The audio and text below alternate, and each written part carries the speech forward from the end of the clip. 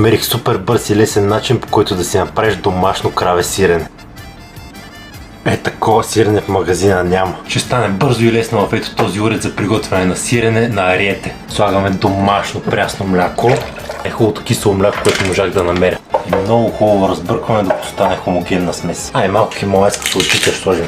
Сега слагаме кошницата за сирене.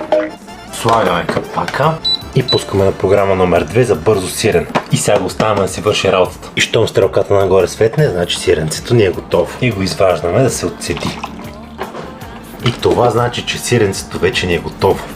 Ако искате и вие си направите домашно сирене, да си подквасите кисело мляко, гръцки йогурт, моцарела, може да си вземете това орече за сирене на Ариете. А в двете ми книги има над 180 брутално вкусни рецепти, като за там съм оставил наистина най-бруталните. Може да си вземете и златните правила за отслабване, като с тях подарък получавате напълно безплатно в фастинг ръководството ми. Цъкайте линка в профил и нападайте.